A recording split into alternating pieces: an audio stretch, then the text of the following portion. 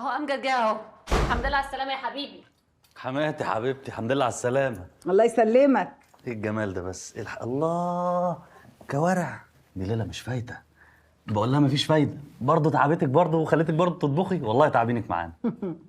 لا تعب ولا حاجة، ده انت يا حبيبي اللي تعبان على طول ومحتاج غذا، وشك اصفر وهفتان. بقولك ايه، خلي بالك من جوزك، غذيه اكليه، ده راجل طيب وشقيان ويستاهل.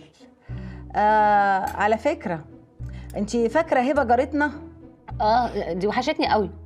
طب الحقي بقى سلمي عليها قبل ما تهاجر. ودي هتهاجر ليه؟ جوزها جاله شغل بره؟ لا، ما هي خلعته وهربانه بالعيال.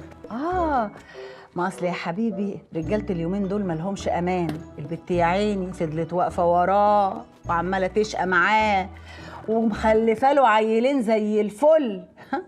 واول ما ربنا كرمه من وسع هوب راح متجوز عليها.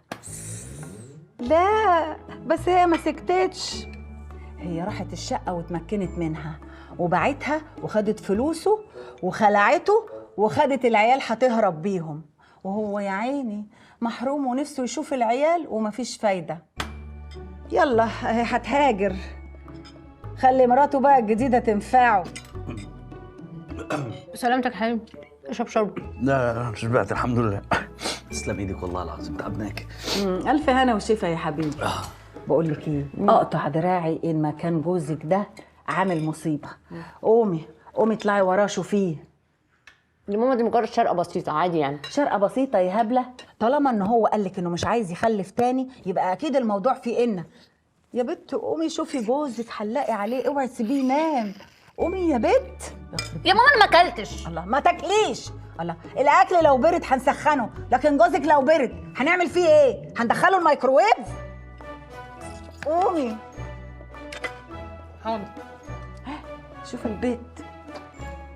كلي يا لولا، كلي يا قمر، مالكيش دعوه بيهم، كلي انتي.